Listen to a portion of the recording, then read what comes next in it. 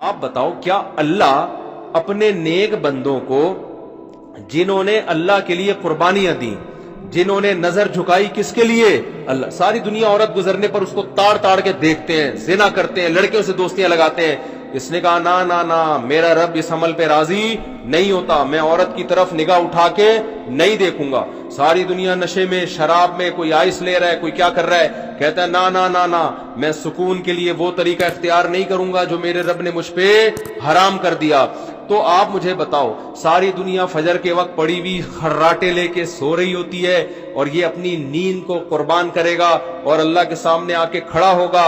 اور قرآن کہتا ہے تتجافا جنوبہم عن المضاجع، ہمارے نیک بندوں کے پہلو شدید نیند کی حالت میں بھی اپنے بستروں سے الگ ہو جاتے ہیں، پھر وہ ہمارے سامنے آ کے کھڑے ہوتے ہیں. تو یہ لوگ جو اتنی قربانیاں دے رہے ہیں، کتنے لوگ ہیں باپ کو گھر سے نکال دیا، ماں سے بدتمیزی سے بات کر رہے ہیں، لیکن کچھ اللہ کے نیک بندے ایسے ہیں کہتے ہیں بھائی اللہ نے اس کا حق مجھ پر رکھا ہے، میں اس کے سامنے اف نہیں کروں گا، اس کا حق ادا کروں گا. ایسے ایسے لوگ بھی ہیں، باپ 10 سال سے کوما میں ہے اور 10 سال سے باپ کی خدمت کر رہے ہیں، وہ پیشانی پہ کبھی لکیر نہیں آتی.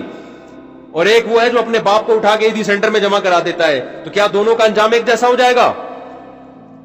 اللہ دونوں کو دال چاول کھلائے گا وہاں پہ؟ کیا بولو نا.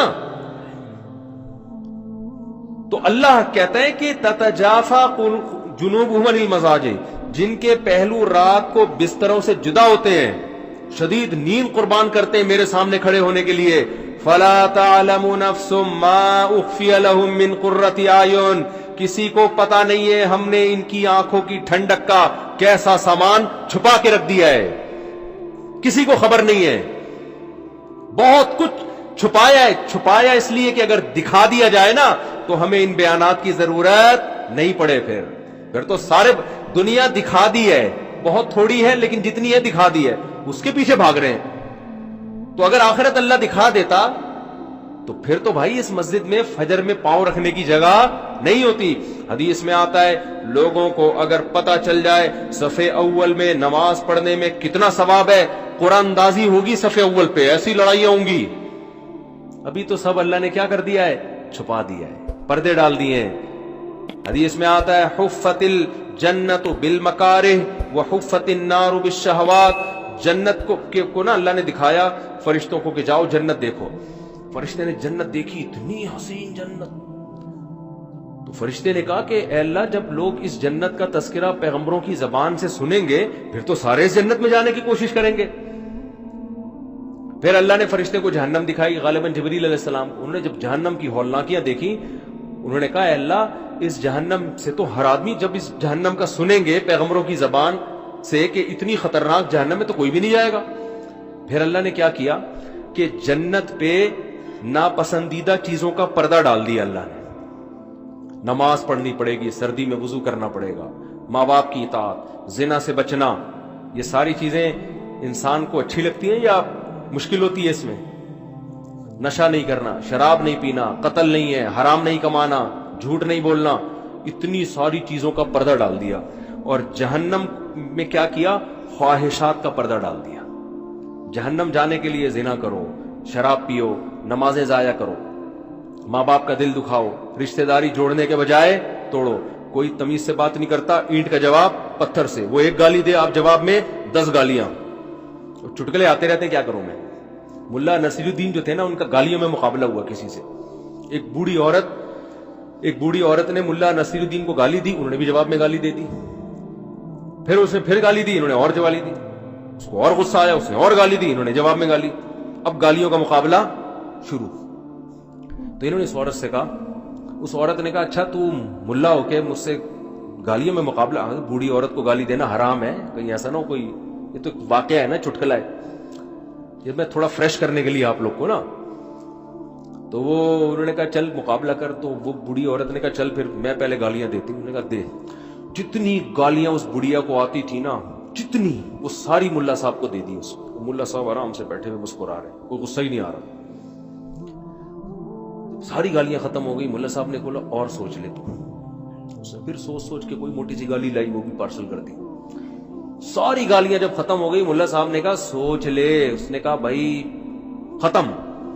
ملا صاحب نے کہا جتنی گالیاں تو نے مجھے دی ہیں وہ ساری ایک پوٹلے میں، اور جتنی گالیاں اس کائنات میں موجود ہیں وہ بھی اس پوٹلے میں، جتنی ماضی میں کسی نے کسی کو دی وہ بھی اس پوٹلے میں، جتنی قیامت تک کوئی کسی کو دے گا وہ بھی اس پوٹلے میں، وہ ساری تجھے۔ اب بڑھیا کو غصہ آیا، اس نے بولا الو کے پٹھے، انہوں نے کہا پوٹلے میں، یہ پہلے سے آلریڈی اس پوتلے میں۔ اس نے کہا بغیرت، انہوں نے کہا پوٹلے میں، یعنی گھوم کے کہاں جا رہی ہے؟ واپس۔ یہ میں اس لیے بتا رہا ہوں کہ جو غصہ کر لیتا ہے نا وہ پھر وہ مقابلہ نہیں جیت سکتا۔ مقابلہ ہمیشہ وہ جیتتا ہے جو غصہ نہ آنے دے۔ کیا خیال ہے؟ غصہ نہ آنے دے۔ ملا صاحب مقابلہ جیت گئے نا، غصہ نہیں آیا ان کو۔ تو اللہ تعالیٰ نے، میں کیا بات کر رہا تھا، اتنی اہم بات چل رہی تھی، یہ پتہ نہیں بیچ میں گالیوں کا تبادلہ کہاں سے آ گیا۔ ہاں، حفت النار بالمکارہ، جہنم کو اللہ نے ناپسندیدہ بالشہوات، خوشنما چیزوں سے ڈھانپ دیا۔ زنا کرو گے جہنم میں جاؤ گے۔ اب زنا کرنے میں مزہ آتا ہے، شادی کرنے میں بیوی کی ٹینشن ساری زندگی، اس کے خرچے اٹھاؤ، پھر اولاد ہے۔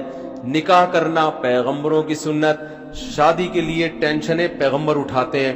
موسیٰ علیہ السلام جب مدین گئے ہیں، ان کے لڑکی کے والد نے اپنی بیٹی کا رشتہ پیش کیا کہ میں اس شرط پہ اپنی بیٹی آپ کو دوں گا، آپ نے 10 سال بکریاں چرانی ہیں۔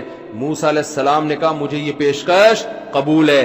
انہوں نے یہ نہیں کہا کہ یہ شادی وادی نہیں، اتنے سال بکریاں کون چرائے گا، چھوڑو، ایسا نہیں ہے۔ نکاح اتنی بڑی فضیلت والی چیز ہے، کلیم اللہ، اللہ کا کلیم، اس کے لیے 10 سال بکریاں چرانے پہ راضی ہو گئے کہ کوئی بات نہیں، شادی تو ہو جائے گی نا۔ آج نوجوان سے بات کرو، نکاح کرو یار، پہلے ایکچولی پڑھنا ہے، میں نے پہلے، یہی ہوتا ہے نا، ایکچولی پہلے میں بزنس، پہلے میں اپنے پاؤں پہ کھڑے ہو جاؤں گا، پہلے میں یہ کروں گا، پھر ابے تو جب بھوک لگ رہی ہے اس وقت اگر تو نے کھانا نہیں کھایا تو پھر کیا فائدہ جب تو 30 سال 35 سال کا ہو جائے گا؟ ہے بھائی، کیا فائدہ یار؟ ابھی میں کیا اس میں ڈیٹیل میں جاؤں، اب واقعہ سناؤں آپ لوگوں کو، مسجد ہے، مناسب نہیں ہے، خالی جذبات رہ جائیں گے اور کیا۔ جو ٹائم ایک چیز کا رکھا ہے اللہ نے وہی ٹائم ہے، بالغ ہو گئے تو نکاح کرنا ہے اور اللہ پہ اعتماد اور توکل کرنا ہے۔ حدیث میں قرآن کہتا ہے ان یکونوا فقراء یغنیہم اللہ من فضلہ، نکاح کرو، فقیر ہو گئے اللہ اپنے فضل سے غنی کر دے گا۔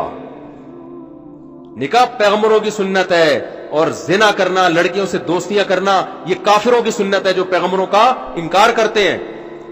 تو جہنم کو اللہ نے وہ مجھے واقعہ مکمل کرنا ہے، وہ عبداللہ بن مسعود والی جو حدیث سنا رہا تھا وہ رہ نہ جائے کہیں۔ تو جہنم کو اللہ نے کس چیز سے چھپایا؟ گٹکے، آئی بات سمجھ، ہیروئن، چرس اور شراب،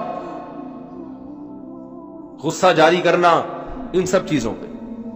تو جب جبریل نے دوبارہ دیکھا نا تو جبریل نے کہا اب تو شاید ہی کوئی جہنم سے بچے اور شاید ہی کوئی ایسا ہو جو جنت میں جائے۔ کچھ نیک لوگ ہیں وہ اللہ ان کو برائیوں سے بچنے کی توفیق، اور مشکل کام نہیں ہے بھائی، توبہ کرو یار۔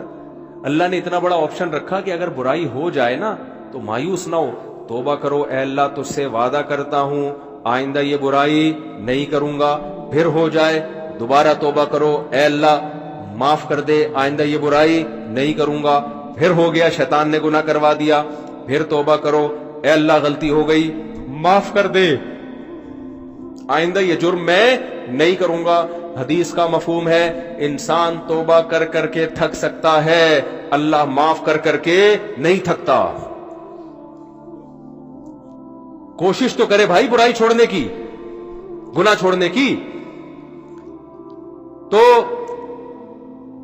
اللہ، میں مثال دے رہا تھا کہ کوئی تھوڑی سی جس میں غیرت ہوتی ہے نا اور وہ پیسے والا بھی ہو، وہ کنجوسی کا تانا برداشت نہیں کرتا۔ اب آپ مجھے بتاؤ، اللہ کہہ رہا ہے میرے نیک بندوں کو میں یہ دوں گا، میں یہ دوں گا، میں یہ دوں گا، اور جب آپ نے اللہ کے لیے قربانی دی، فجر کی نماز جماعت سے پڑھی، تبلیغ میں وقت لگایا، آپ نے اللہ کے راستے میں نکلے، گھر سے داڑھی رکھ لی، آپ نے نظر کی حفاظت کر لی، آپ نے حرام آمدن کو چھوڑ دیا، باپ کا احترام، بیوی سے محبت سے بات کرنا شروع کر دی۔ آج لوگ دوست جو طاقتور ہوتا ہے اس سے تو بڑی تمیز سے بات کرتے ہیں، جب بیوی نے تھوڑا سا الٹی سیدھی بات کی رکھ کے چماٹ مارا، اور دوستوں کو آ کے بتا رہا ہوتا ہے ابے تیری بھابھی میرے سے الٹے طریقے سے بات کرے میں رکھ کے کیا لگاتا ہوں. بھائی تو اپنے باس سے بھی اس طرح کر کے دیکھ لینا, جو تیرا باس ہے الٹی بات کرے تو رکھ کے لگانا چماٹ. تو ایک لگائے گا وہ 6 لگائے گا, وہ بھینس والا واقعہ ہو جائے گا, وہ پہلے پھونک مارے گا تجھے. وہ ایک آدمی کو حکیم نے کہا کہ بھینس کو جمال گوٹا کھلاؤ تو اس کو جلاب آئیں گے تو پیٹ صحیح ہو جائے گا. تو اس نے کیا کیا, حکیم نے بتا دیا کہ پائپ میں جمال گوٹا رکھ کے نا بھینس کے منہ میں پائپ رکھ کے یہاں سے پھونک مارنا, زور سے پھونک مارے گا تو وہ جمال گوٹا اس کے پیٹ میں جائے گا, اس کو جلاب ہو جائیں گے. اب اتنی زیادہ بھینس کی تو مقدار بھی بہت زیادہ ہے نا, 8-10 گولیاں اسے رکھ دی. حکیم صاحب مطمئن کہ بھینس کا پیٹ صاف ہو گیا ہوگا, لیکن کئی دن ہو گئے بندہ ہی نہیں آ رہا. تو حکیم صاحب اس کے پاس گئے, دیکھا وہ چارپائی پہ لیٹا ہوا, ہڈیوں کا ڈھانچہ بنا ہوا ہے, جلاب لگے ہوئے ٹائٹ. حکیم صاحب نے بولا تو مجھے یہ بتا تو نے بھینس کے منہ میں پائپ رکھا تھا؟ اس نے کہا رکھا تھا. اس میں جمال گوٹا ڈالا تھا؟ اس نے کہا ڈالا تھا. پھونک ماری تھی؟ اس نے کہا ماری تھی. کہہ رہے پھر ہوا کیا؟ کہہ رہے اس نے پہلے مار دی تھی پھونک.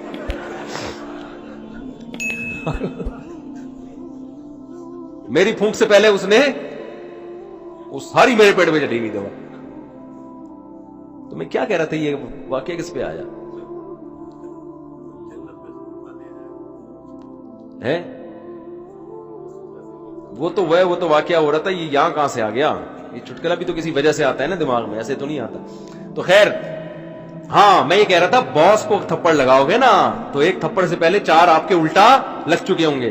بیوی بیچاری کمزور ہوتی ہے گھر میں, اس کو مارو تو وہ نہ باپ کو بتا سکتی ہے نہ بھائی کو بتا سکتی ہے, کیا کرے گی وہ. ہمارے نبی صلی اللہ علیہ وسلم کے اخلاق زوجہ کے ساتھ کتنے اچھے تھے, میدان جنگ میں کتنے بہادر تھے, تلوار لے کے لڑے. صحابہ کہتے ہیں ہم نبی کے ڈھال کے طور پر استعمال کرتے تھے گھمسان کی جنگوں میں, کہ نبی آگے, بعض دفعہ نا اتنی گھمسان کی جنگیں ہوتی تھی نبی اس جگہ پہ جاتے تھے. گھر میں زوجہ سے کیسی محبت کہ امی عائشہ کہتی ہیں جہاں سے میں منہ لگا کے پانی پیتی ہمارے نبی برتن کا رخ وہاں سے موڑتے اور وہیں سے منہ لگا کے پانی پیتے تھے.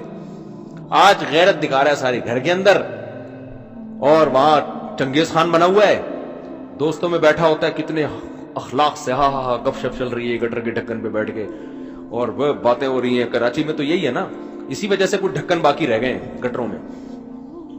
تو اور جب گھر میں آئے گا تو جیسے ہلاکو خان نے بغداد پہ حملہ کر دیا ہے. تو حدیث میں آتا ہے سب سے اچھے اخلاق گھر والوں کے ساتھ ہونے چاہیے. تم میں سب سے اچھے اخلاق کس کے ساتھ ہونے چاہیے؟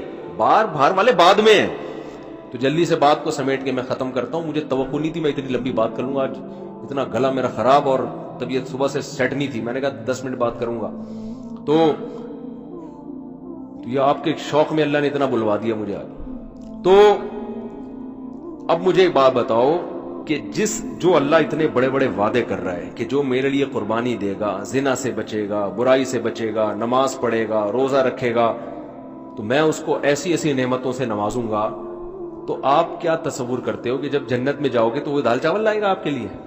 ہے بھائی, وہ ایسا کچھ دے گا نا, کیونکہ اللہ میں اتنی غیرت ہے کہ اللہ اپنی طرف کنجوسی کے تانے کو پسند نہیں کرتا. یہودیوں نے نبی صلی اللہ علیہ وسلم کے دور میں ایک دفعہ یہ کہہ دیا کہ اللہ کے ہاتھ بندے ہوئے ہیں, اللہ ہمیں بہت تھوڑا تھوڑا کر کے دیتا ہے. اللہ کو اتنا غصہ آیا, سورہ مائدہ میں اللہ نے آیتیں نازل کی. اللہ نے فرمایا وقالت الیہود ید اللہ مغلولہ, یہودی کہتے ہیں اللہ کے ہاتھ بندے ہوئے ہیں. غلت ایدیہم, ان کے ہاتھ بندے ہوئے ہیں, یہ کنجوس ہیں. بل یداہ مبسوطتان, اللہ کے دونوں ہاتھ کھلے ہوئے ہیں. ینفق کیف یشاء, جیسے چاہتا ہے اپنے بندوں پہ لٹا رہا ہے. اب اللہ معاذ اللہ نقل کفر غیرت نہ ہوتی تو یہودیوں نے جب اللہ کو یہ تانا دیا تو اللہ آیتیں نازل کر کے یہودیوں کو برا بھلا کہتا ہے لعنوا بما قالوا, اللہ کہتے ہیں ان پر لعنت ہے, انہوں نے مجھے کنجوس کہہ دیا. غیرت ہے تبھی تو اللہ نے کہا نا. اب ایک آدمی کوئی سیٹ ہو غیرت ہی نہ ہو, آپ اس کو بولو کہ یار تو دال چاول کھلائے گا تو تیرے پہ تو یہ نہیں سوٹ کرتا یار, تو بکرے شکرے چربی میں ڈال کے ذرا کھلانا یار, تو ورنہ تجھے لوگ کنجوس کہیں گے. تو وہ جواب میں کہہ دیں تو کیا ہے یار, یہ تو ایکچولی میری تعریف ہے. اللہ میں چونکہ غیرت ہے نا, اس لیے اللہ نے اس تانے کو برداشت نہیں کیا. قرآن میں آیتیں نازل کی کہ لن پر لعنت, مجھے کنجوس کہتے ہیں. یداہ مبسوطتان, میرے دونوں ہاتھ کھلے ہوئے ہیں, دونوں ہاتھوں سے لٹا رہا ہوں. اب آپ بتاؤ وہ اللہ جو اپنے آپ کو جواد اور کریم اور سخی کہتا ہے، کنجوسی کے تانے کو پسند نہیں کرتا، کیا وہ جنت میں اپنے بندوں کے لیے عیش و عشرت کا تھوڑا سا سامان رکھے گا؟ ہے بھائی، صرف اتنا کرے گا جیسے مری میں اور سوات مردان میں چشمے ہوتے ہیں بس؟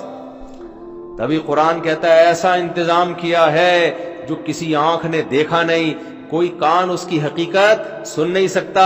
وما خطر علی قلب بشر، تم تصور کرتے چلے جاؤ گے نا اس عیش و عشرت کا، تمہارا تصور جہاں ختم ہوگا جنت اس سے بھی اوپر کی چیز ہے، اس سے بھی اوپر کی چیز ہے۔ تو اس جنت کے مقابلے میں ان دو ٹکوں کی، یہ دو ٹکے ہیں کہ نہیں ہے؟ کچھ بھی نہیں ہے بھائی، یہ تو عمریں کتنی ہے یار، 60-70 سال، اور آدھے سے زیادہ تو میرے خیال ہو چکی ہے۔ یہاں تو کچھ بچے بیٹھے ہوئے، وہ شاید 50-60 سال زندہ رہ لیں، باقی بہت سے تو 10-20 سال کی، وہ بھی اگر بچ گئے، ورنہ کوئی پتہ نہیں۔ کراچی میں تو ویسے ہی روزانہ لاشیں گر رہی ہیں، کوئی مچھر آ کے کاٹ لے گا پتہ ہی نہیں چلے گا۔ ابھی ایک 35 سال کی کینسر اسپیشلسٹ ڈاکٹر، کینسر کی اسپیشلسٹ، 35 سال عمر، اس کے بھائی نے بتایا میری بہن کو کینسر ہوا اور انتقال ہو گیا، جو کینسر کا علاج کر رہی ہے خود کینسر سے مر رہی ہے۔ یہ دنیا ایسی بھیر، اس میں کوئی قرار نہیں ہے بھائی اس دنیا کو۔